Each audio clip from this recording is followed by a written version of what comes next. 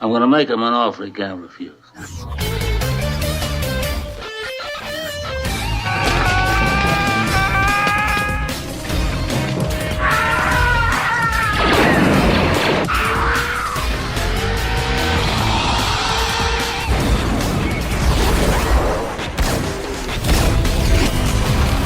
more you talk, the harder I want to hit you.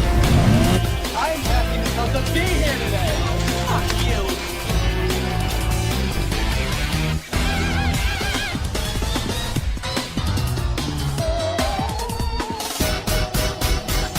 Come on, you want me to drive?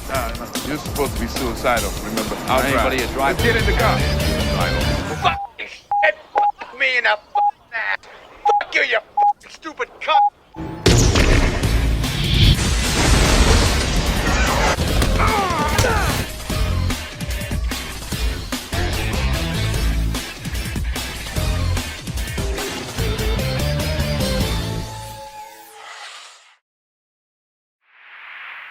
Hey everyone, it's Don G. Corleone here, and I'm here with the brand new epic rant. And this epic rant is going to be for the 2012 found footage horror sequel, Grave Encounters 2. The sequel to 2011's Grave Encounters, which, as you all remember, last year's Halloween horror movie reviews, I reviewed the first one.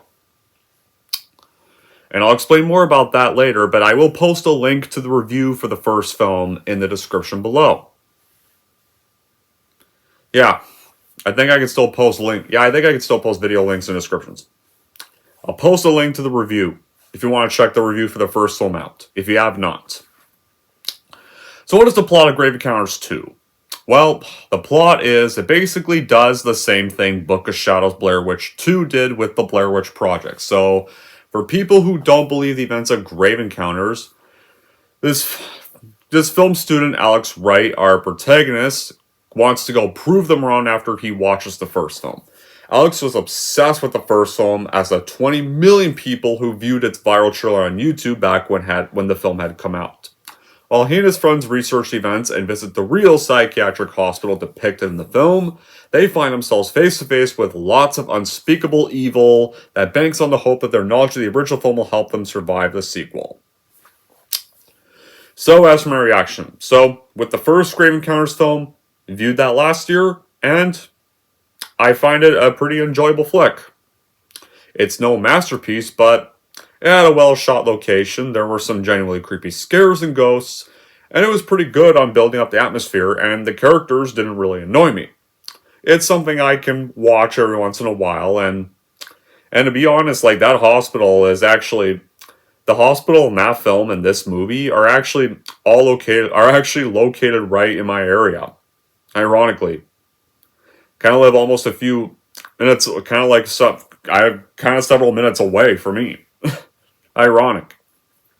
I recognize that hospital anywhere. It's been in a lot of movies I've seen.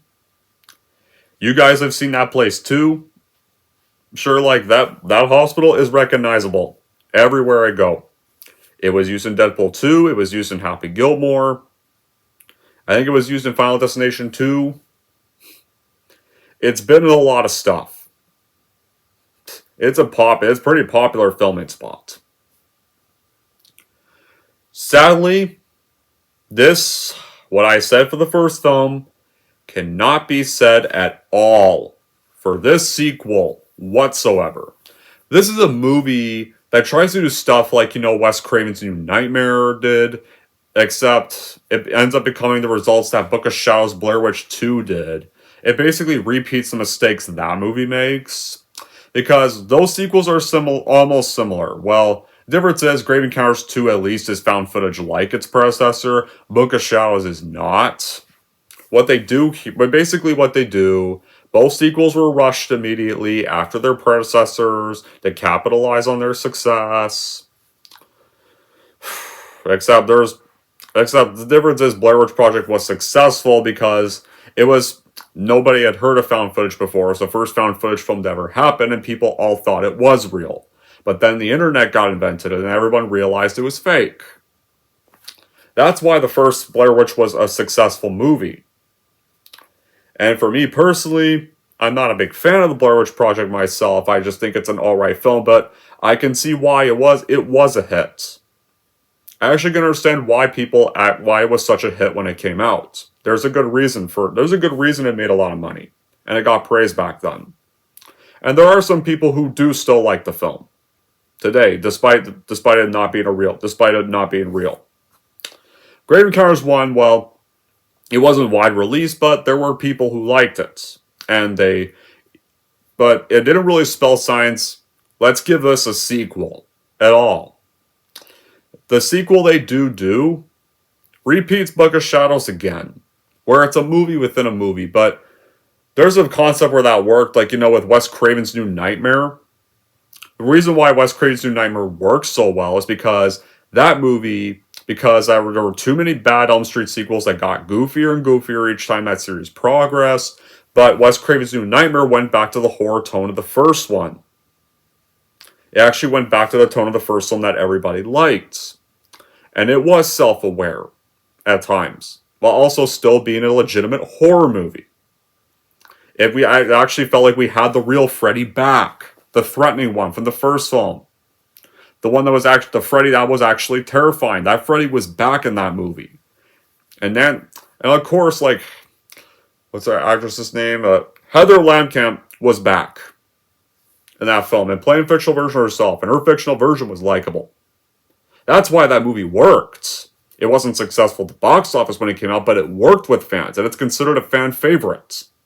For good reason. This movie is a fucking joke. Start to finish. Not only does it repeat stuff of the first film, it basically takes forever to build up the atmosphere. But how was it made? So, this began production in late 2011, around the time the first film had been premiering, and of course, was released on October 12, 2012. In early production, it was revealed that the Vicious Brothers would not be directing it, and they would only be writing it, and John Poliquin would be directing the film. And I don't know what else he's directed ever since then. Ever since this. The budget was $1.4 million. How? This film does not look at all like $1.4 million. This doesn't even look anything like that. But it was once again given limited release on October 12, 2012. But it got released earlier in the month on iTunes for download. So you didn't need to give us a limited release in theaters then if we were going to put this on iTunes a week early. But Grave Encounters 2 still became a decent enough success, but a difference was while Grave Encounters 1 was somewhat positively received by critics, while more mixed to positive received, this was panned by critics, and this was even panned by fans of the first film.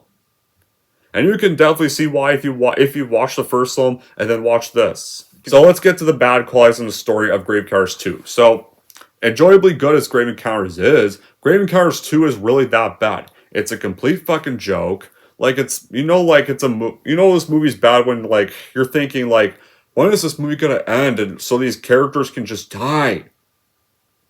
For Pete's sakes. And so this movie can be over. Because that's the thing. This film, like, the first half of the film is our characters in college are going around town, going back to college, and then in the middle of the film, they finally go to the hospital. It takes forever to get there. The first film, like, the characters of the first film were at the hospital right away as soon as the film started. And, like, that's the thing. They were already there when that first film started. Here, this takes forever. They don't go there till, like, the middle of the movie. It takes forever to get there because it builds up on these asshole characters that I will explain later when I get to the actual story of the film. Like, the story Grave Encounters this time around, it's an actual movie in the movie. So some film students go to the location to find out the truth. And our main character, who is played by Richard Harmon, who, ironically enough, would go on to play one of the main characters in Final Destination Bloodlines earlier this year. Yeah, that's one of the idiot brothers from Final Destination Bloodlines, back when he was younger. Is actually our main character in this film. And his character's just as much of a dumbass as that character was. He's being directed by these mysterious emails that somehow he actually falls for, despite the fact that this person is mysterious.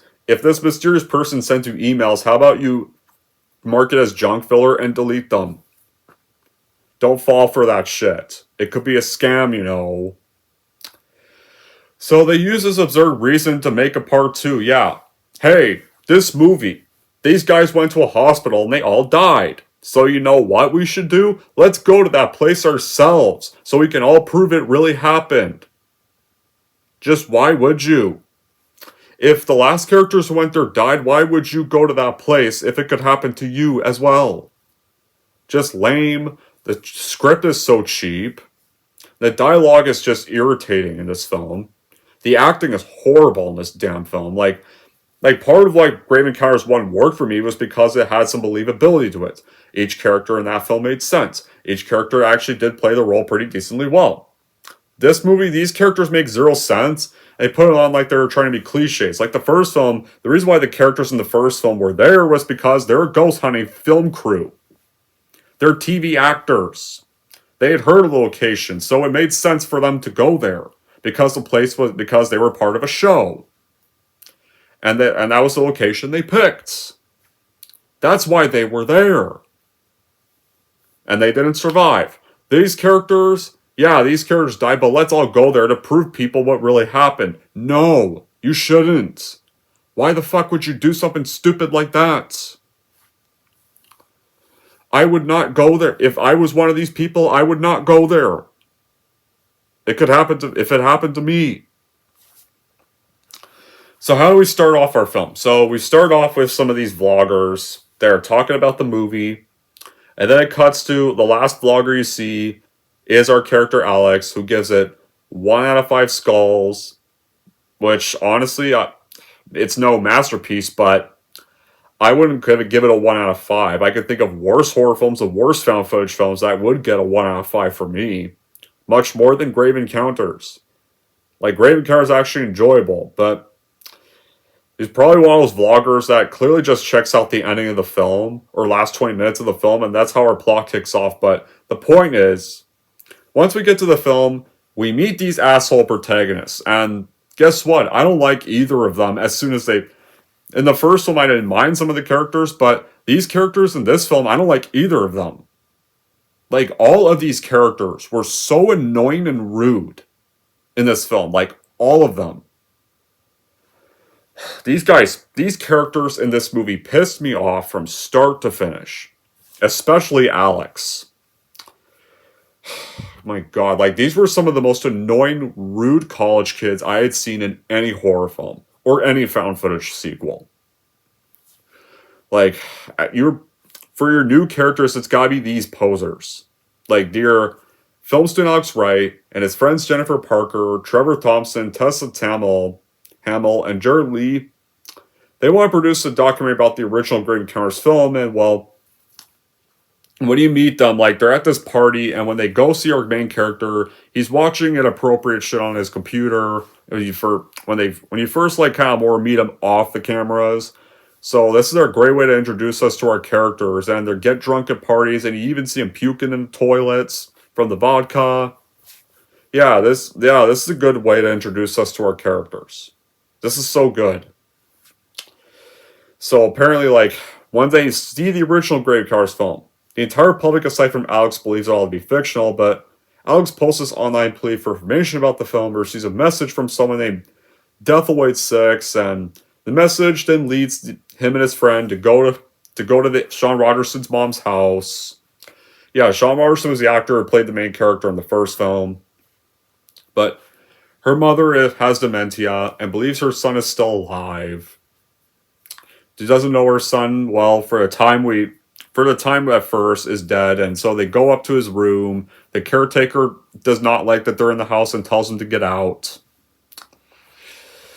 So that plan's a bust. So Alex realized the cast and crew from the first one all missing or have died, except the directors, who were actually interns of the first one producer, and were not involved, and thus their lives were spared.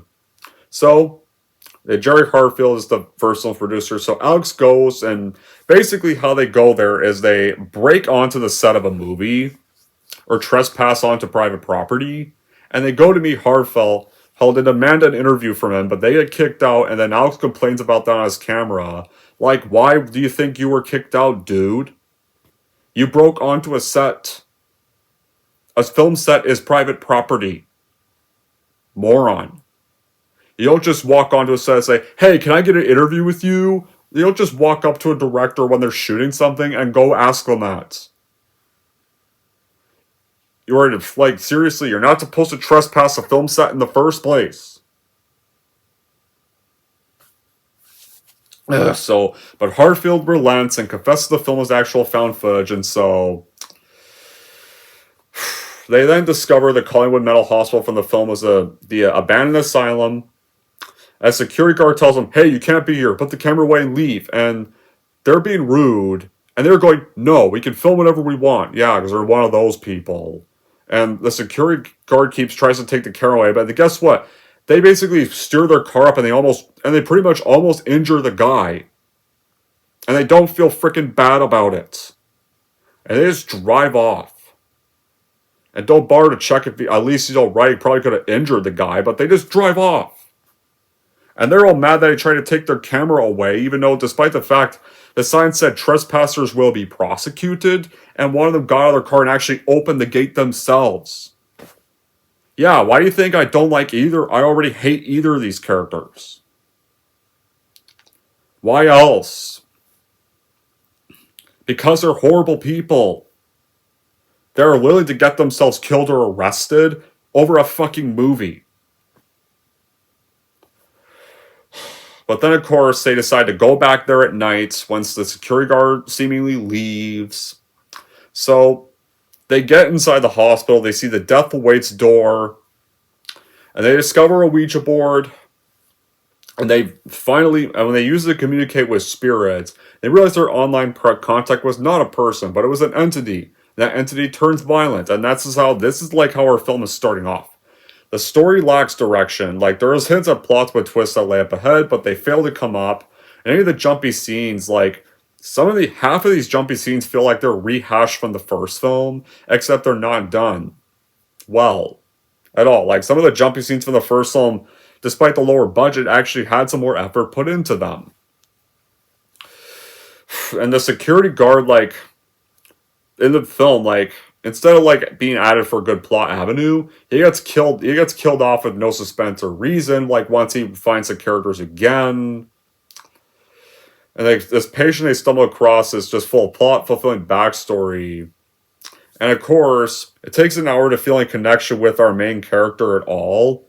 And then we feel cheated by the ending because of who he turns out at all, and especially because his character is already an asshole when you meet him and kind of an idiot. Who basically gets his own friends and girlfriend killed because he wants to prove a movie is real. Yeah, by committing like crimes, basically. Because he wanders on private property 3 times.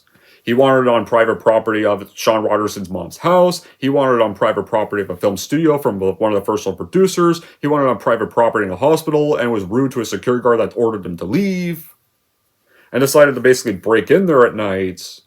And ignore the sign trespassers will be prosecuted, which you should never ignore.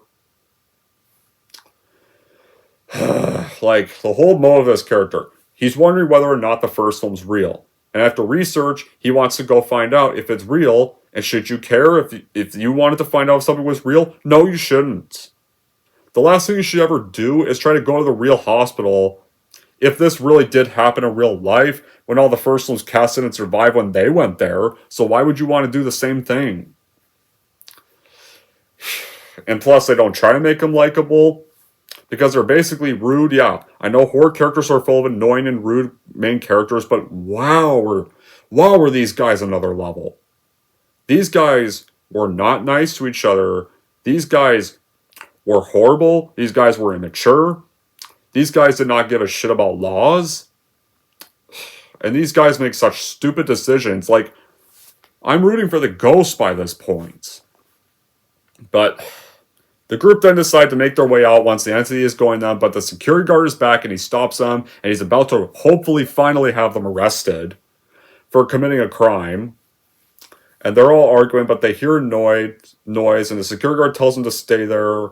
Goes to check the noise. They hear the shots. It's likely the security guard's been captured because he disappears.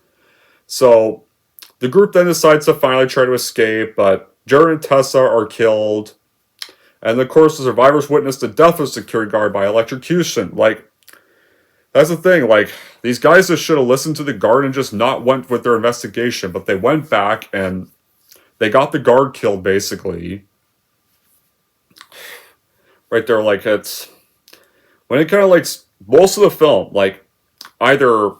At least in the first one, you were at the hospital right away. Here, it's either college, or at the mom's house, then back to the college, and then they finally, after like so many pointless filler of seeing Alex's life at the college, finally we get to the hospital for like the middle of the film. And then it just drags from there. Like, so yeah, we have to sit through this boring stuff for like a first half hour. Like, when you started off slowly with the first one, like even the first half of the first one before they got trapped there didn't feel boring. Right there. And while the teens talk about the first film, we see them showing like their phones and internet about the first film, and then they start going bump like after the last hour, and then for the next 15 minutes you get this screaming and running around the first film, except here this time around it's not as interesting, and the second film just making a mess of the first film. The first film seemed normal till strange things happening, and that was the movie, and I was fine with that, because the thing is, like, at least you got to the point. You got to the plot of the first film. Right there, like, you get a bit of flashbacks about, obviously, like, you obviously see a, like, little intro there of the main characters' show. We kind of know who the main characters are, and what's about to happen to them. And that's another flaw I have with the film, another plot hole. If this is supposed to be a movie within a movie, and the main cast was never seen or heard from again, then how the hell would the first movie even get made? And how would it get found by directors? Then, how did these directors survive? How did that happen? How did they get a hold of this footage then in the first place? Ugh. It's kind of the same flaw with Book of Shadows. So, unlike the first one where survivors never get out of the hospital, like, the survivors this one, they do manage to escape the hospital first and return to the hotel, and it seems like they've escaped, and they're berating Alex for his decision. But to their surprise and dismay, the elevator actually takes them to the tunnels beneath the hospital. And right there you meet the main guy from the first movie, who's Sean Larson. Well, he might as well just be called his character from the first one. He might as well just be called Lance. He might as well just be Lance, really. And they discovered he was trapped there because he was surviving off toilet water or rats for over 9 years there, because this takes place 9 years after that first film's footage happened.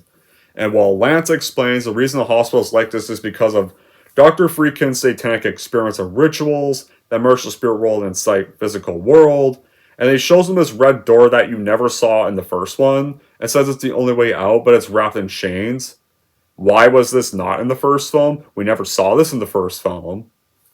And he provides a map that creates this dimension explaining how it's bigger than a city. The building then shifts and changes, and the survivors retrieve this chain cutter that's left in Trevor's tool bag with Sean's aid.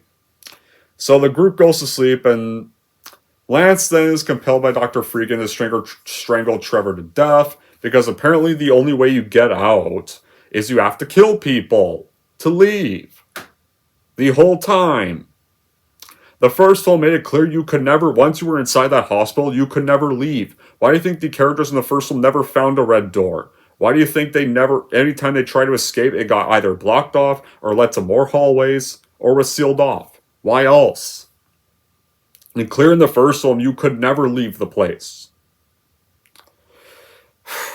And of course, like, the entities instruct Lance to continue killing more. They have to kill more people and apparently finish the film. Oh yeah, and you find out that caretaker that was in charge of the place, well, apparently you find out he committed suicide after likely some time between the films.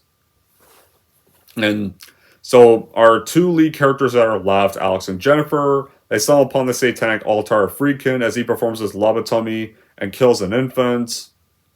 They flee from that once the nurses discover them. and they encounter Lance and demands them they hand over their tapes and finish the film, which is apparently the only way to escape the hospital. And during the struggle, out of nowhere, this random CGI portal that just pops up out of fucking nowhere just goes, "Hey, what are you doing?" Whoop!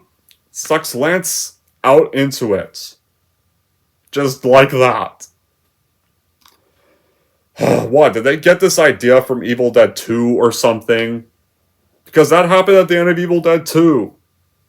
Once they destroyed the book, or the girl in Evil Dead 2 did it kind of wrong, and a portal showed up and sucked Ash into the medieval world, and that set up Army of Darkness. Why do we randomly have a portal showing up in this? All of a sudden. Like, this was such a random what the fuck? What was that even supposed to be about? Like, in order to leave, you have to kill people. In the first film, nobody could leave, like, at all. And so, it's such a plot hole there. Like, why didn't the entities just tell them to do that in the first film in the first place? And then having a dog shit CGI portal just showing up and sucking Lance into the darkness like a bunch of wind. Or farts or something. Oh, and that's another problem. Speaking of farts, you get a fart joke in this.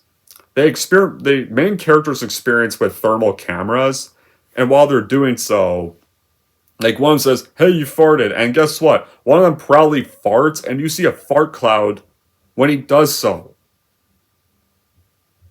This was so that was so cringy to watch, and vomit-inducing. God. Wow. Why do we need to have a fart joke in a horror film? It's another example of how annoying these characters are. I was not able to root for anybody. Especially with the story that drags, makes no sense. Characters also making such stupid wrong decision. And when the scares happen, they're actually bad this time around. Like, minus, well, maybe the monster you see in the poster that I'm using. And, like, the monster only appears for, like, one scene. And it's, like, never seen again. It leaves you unfulfilled, and it screams low. CGI that's horrible. Like, I'm surprised they didn't just make this movie a comedy. If they were trying to take this movie seriously, it fails. Because there's barely any scares, it's not creative. Like, and the scares aren't scary like they were in the first film, and it feels even more predictable. And not once did this movie scare or creep me out. It's like, it isn't because the scares were just good at all, it's because the scares are abysmal. There's, like, no good horror in this flick almost at all. And another thing about this, yeah, like, and it's like the movie wants you to care and feel bad for these characters. Like, why should I give a shit if Alex gets killed by Lance? Or same with his girlfriend. Why should I care if he gets trapped in the hospital forever? Why should I care if any of the ghosts lobotomize him? Because throughout all his facial expressions, and tone, and attitude, and decisions, he just comes off as a fucking brat. He only gives a shit about himself. And that's another thing. We get on with the finale now. Because Alex realizes that Lance was being honest in how to escape. So he decides, like, despite the fact that his girlfriend just saved him from Lance, he decides, "You're the star of my movie, and I'm gonna kill you." He backstabs and kills his own girlfriend, smashing her in the face with the camera, and completes the movie. So he escapes the hospital through the red door, and guess what? He goes outside and ends up randomly, some fucking reason, ends up in Los Angeles. I don't know how the fuck that's possible. But then while that night, he gets arrested. Once he's in town, it's like, "No, I'm not going back, please, no, good, I hope you go back." Honestly, I hope you fail to complete the movie. I wish they just ended the movie here, where he gets arrested and he fails to complete the film and he goes back and dies in the hospital because I don't like this main character. I was kind of hoping the ghost would kill him. Like, I hope he gets sent back. But it turns out he finds out he's in Los Angeles, and the movie doesn't end there because you get one more scene that shows the footage somehow got made, despite the fact that we saw him get arrested and they took the bag with the camera away. So how is he still able to get the film completed if he went to jail? But apparently somehow he got the film made anyway. And Alex and the producer Jerry, they claim everything the public saw it was only a movie. It wasn't real. I made that mistake with the first film. But Alex sarcastically, with a grin on his face, tells him, "Don't go looking for the hospital. It's bullshit. It's not worth it." And then it ends there, but he says that with a big smirk on his face because he knows people won't listen. He knows people will go looking for it. Especially yeah. And then it ends there. It cuts to these numbers. But that's the end of finally the end of Grave Encounters 2. And it was a piece of shit.